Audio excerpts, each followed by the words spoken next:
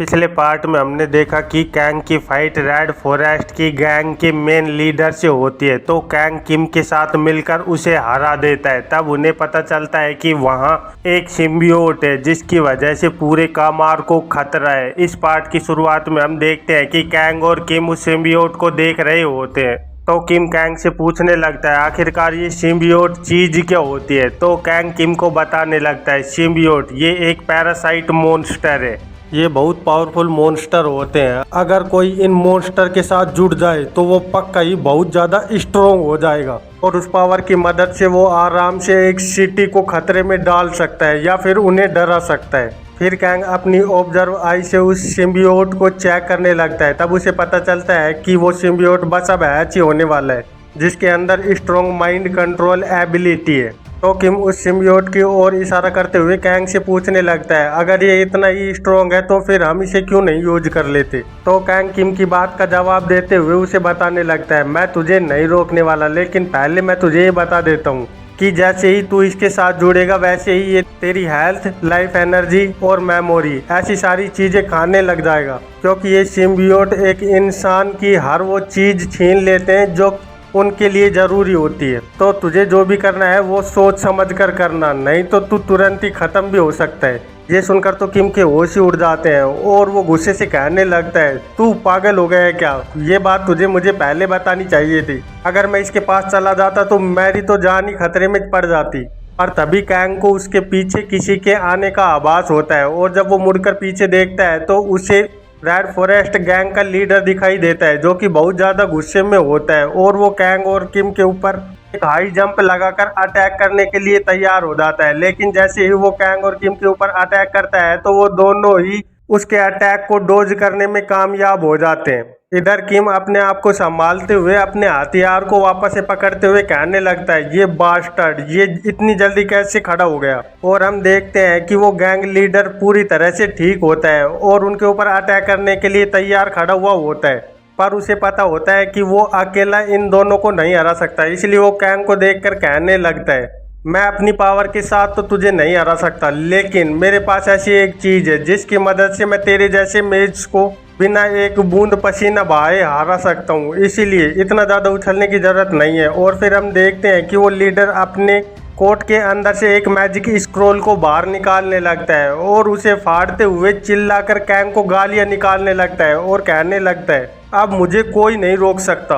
उसके स्क्रोल को फाड़ते ही कैंग और किम के नीचे एक बहुत बड़ा मैजिक सर्कल बनने लगता है जिसे देखकर किम बहुत ज़्यादा कंफ्यूज हो जाता है। और फिर किम देखता है कि वो धीरे धीरे कर डिसअपेयर हो रहा होता है, जिसकी वजह से किम बहुत ज़्यादा घबरा जाता है और कैंग से कहने लगता है कैंग आखिरकार ये क्या हो रहा है, मैं डिसअपेयर कैसे हो रहा हूँ।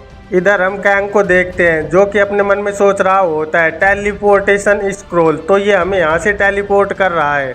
और फिर कैंग अपने हाथ के अंदर एक चीज को बाहर निकालने लगता है और फिर वो जैसे ही उस टेलीपोर्टेशन स्क्रोल की मदद से बाहर टेलीपोर्ट होने वाले होते हैं उससे पहले ही कैंग उस बोतल को टेलीपोर्टेशन फॉर्मेशन के बाहर भेज देता है और उसके तुरंत बाद ही वो वहां से गायब हो जाते हैं। फिर हमें कुछ देर बाद गुफा के बाहर का सीन दिखाया जाता है जहां वो टेलीपोर्टेशन फॉर्मेशन बन रहा होता है और वहां पे कैंग और किम दोनों अपेयर होने लगते हैं। तो कैंग अपेयर होते हुए किम से कहने लगता है उसने हमें एक ही स्क्रोल की मदद से आराम से हरा दिया, क्योंकि उसे पता था कि वो हमसे सीधे फाइट नहीं कर सकता, इसलिए वो टाइम बचा रहा है और वो सिम्बियोट को पूरी तरह से हैच करना चाहता है। तो ये सुनकर किम भी थोड़ा परेशान हो जाता है और कैंग से पूछने लगता है आखिरकार अब हमें क्या करना चाहिए। तो कैंग उससे कहने लगता है ये तो अब उसके ऊपर निर्भर करता है, वैसे बहुत ज़्यादा हार्ड होने वाला है लेकिन मैं उसे आराम से ख़त्म कर सकता हूँ।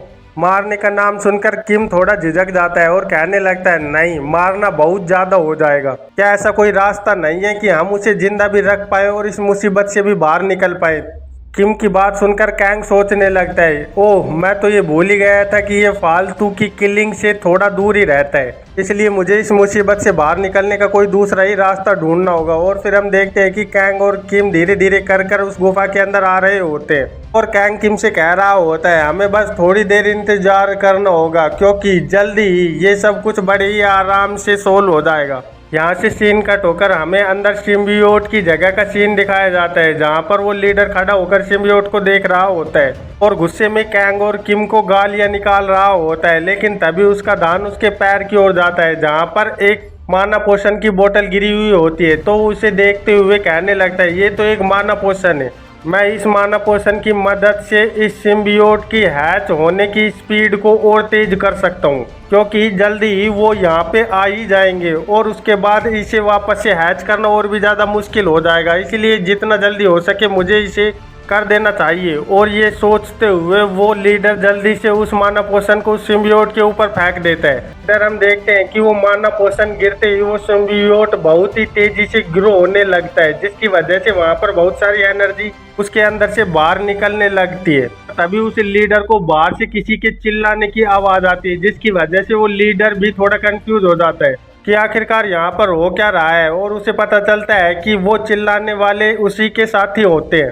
तो वो तेजी से बाहर की ओर भागने लगता है। वो जैसे ही उस रूम से बाहर आता है तो उसे पता चलता है कि उसके साथियों की हालत बहुत ही ज़्यादा खराब होती है और वहाँ पर कैंग आराम से खड़ा हुआ होता है। तो उसे देखकर वो और भी ज़्यादा गुस्से में आ जाता है, क्योंकि उसके साथियों की हालत बहुत ज़्यादा खराब हो गई होती है। तो वो गुस्से में कैंग के ऊपर अटैक करने के लिए आगे बढ़ जाता है और कैंग से कहने लगता है, बास्टर्ड, आखिरकार तूने इनके साथ क्या किया है। और कैंग उसके अटैक को अपने हाथ से ही रोक लेता है और कहने लगता है, क्या मैंने इनके साथ कुछ भी नहीं किया है, जो भी किया है वो तूने किया है। तो ये सुनकर वो लीडर भी बहुत ज़्यादा शौक हो जाता है और कहने लगता है, क्या आखिरकार मैं अपने दोस्तों के साथ ऐसा क्यों करूंगा। तो कैंग उससे कहने लगता है, क्या तूने अभी थोड़ी देर पहले एक माना पोषण का यूज नहीं किया, जिसकी वजह से उस सिम्बियोट की माइंड कंट्रोल एबिलिटी बहुत ज़्यादा बढ़ गई है, और तू तो एक रेबेल है जिसके ऊपर माना का कोई भी असर नहीं होता, लेकिन बाकी के तेरे साथी ये उसके अटैक को रोकने में नाकामयाब है और ये जल्दी ही मर जाएंगे। कैंग की बात सुनकर वो लीडर सोचने लगता है, क्या मैंने अपने साथियों की जिंदगी खतरे में डाल दी, आखिरकार मैं ऐसा कैसे कर सकता हूँ। इधर हम कैंग को देखते हैं क्योंकि एक इविल स्माइल के साथ सोच रहा होता है, वैसे वो माना पोषण मैंने इसीलिए छोड़ा था ताकि तू उसका यूज कर पाए और मैं इसका फ़ायदा उठा पाऊँ। और फिर कैंग उसके हाथ को छोड़ते हुए उससे कहने लगता है, वैसे मैं तेरी हेल्प कर सकता हूँ लैफ्नी, मैं इन सब को हील कर सकता हूँ, लेकिन सिर्फ एक शर्त पर, तुझे कामार को टेररिटाइज करना छोड़ना होगा। ये तेरे ऊपर है कि आखिरकार अब तुझे आगे क्या करना है। तो ये सुनकर वो लीडर कैंग से कहने लगता है, मुझे सही सही बता, तुझे पता था ना कि ये सब कुछ होने वाला है। तो कैंग उस लीडर से कहने लगता है, तुझे इस बारे में ज़्यादा चिंता करने की ज़रूरत नहीं है, और पहले मेरी बात सुन, क्योंकि मेरा गैस ये है कि वो सिम्बियोट वो एक डंजन का बॉस मॉन्स्टर है, और अगर ऐसा कोई मॉन्स्टर तुम्हारी बॉडी को अपने कंट्रोल में लेकर यहाँ से फ्री हो जाता है तो वो सिर्फ कामार को ही नहीं बल्कि पूरे के पूरे अजूल कॉन्टिनेंट को ख़त्म कर देगा और इस जगह का नाम मैप से मिटा देगा।